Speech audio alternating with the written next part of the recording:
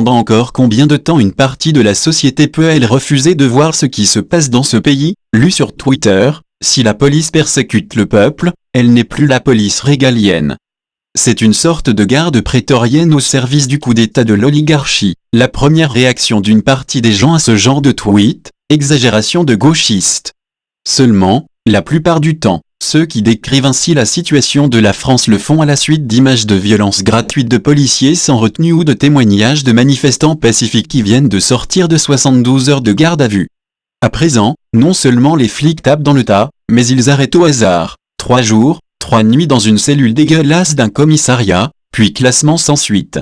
3 jours, 3 nuits de détention pour rien. Ce n'est pas un cas isolé, ça devient pratiquement la règle. Classement sans suite, comme pour les gilets jaunes qu'il fallait juste harceler, et ainsi dissuader de venir manifester. Afin d'étoffer l'arsenal déployé pour étouffer la contestation, le pouvoir a lancé une croisade contre la haine en ligne. Les critiques, les intimidations, et même les menaces ne dérangent le gouvernement que lorsqu'elles ne viennent pas de ses soutiens robotisés et lobotomisés qui insultent ses opposants. Joachim s'est inscrit sur Twitter pour célébrer la victoire de la France à la Coupe du Monde de football. Il n'est pas anonyme mais il a pris un pseudonyme.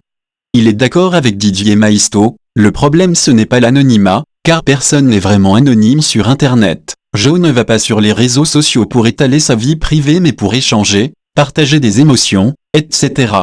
Il assume ses idées sans avoir besoin de les revendiquer à titre personnel. Il peut y avoir plein de raisons motivant le choix d'un pseudonyme, le concernant. Cela lui permettait d'exprimer son opinion sans engager ou gêner le média pour lequel il travaillait. Je ne s'est donc pas mis à Twitter avec les gilets jaunes mais avec les supporters du ballon rond, quelques mois avant la révolte des ronds-points. De cette expérience liée aux passions sportives, il a tiré un premier enseignement, tous les autres pays ou presque détestent le champion du monde. La victoire des Bleus était, à ses yeux, incontestable, mais elle a été beaucoup critiquée sur la manière. C'est devenu une victoire contestée, un flot de haine s'est déversé sur l'équipe de France. Cela a duré jusqu'à l'automne où un autre flot de haine s'est cette fois abattu sur les gilets jaunes, dès la naissance de ce mouvement unique de contestation populaire au long cours. Nassés, gazés, tabassés, mutilés dans la rue, les manifestants étaient également vilipendés, stigmatisés, diffamés, attaqués à la télévision, dans les médias et sur les réseaux sociaux. Appel à la haine, appel au meurtre, une horreur. Certes, on leur a d'abord donné la parole, mais ce fut très vite pour les inférioriser, les décrédibiliser, les culpabiliser, les condamner, en définitive, les faire taire. Heureusement, Twitter et Facebook ont aussi servi à montrer les images de violences policières que le pouvoir médiatique ne montrait pas, car elle préférait filmer des poubelles en feu, des voitures renversées ou des vitrines brisées. Il a fallu attendre des mois pour que les médias commencent à se pencher sur la brutalité des forces de l'ordre, qui n'est que la face visible de la violence politique, comme le rappelle Wayne Branco. Le couple pouvoir politique-institution policière s'est déchaîné pareillement, par la suite, contre les opposants à la réforme des retraites et les soignants exprimant leur colère. La Coupe du Monde, puis la contestation sociale ont agi comme un révélateur sur Jo. Il se souvient que la deuxième étoile des Bleus a sonné la fin de l'heure de gloire pour Macron. Le peuple fut d'abord privé de ses champions avec ce quart des joueurs fonçant à travers la foule pour vite rejoindre l'Elysée. Puis l'affaire Benalla éclaboussa la Macronie en dévoilant son vrai visage.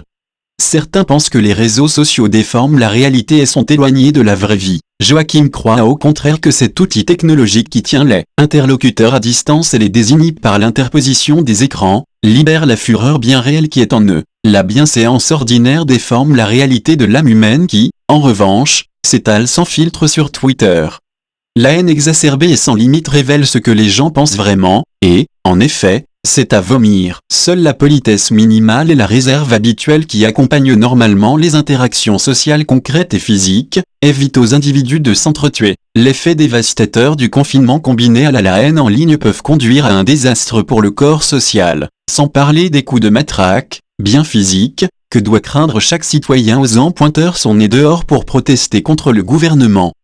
C'était déroutant et décevant de découvrir ce que pensait réellement le monde entier de la victoire des Bleus, mais ce n'était pas grave, cela restait du sport.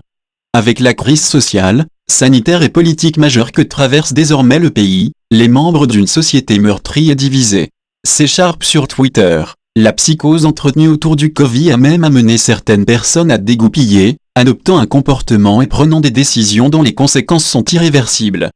L'une de ces personnes a jeté sa grenade en direction de Joachim, par courrier recommandé avec accusé de réception. Message reçu en pleine gueule. À présent, on ramasse les morceaux.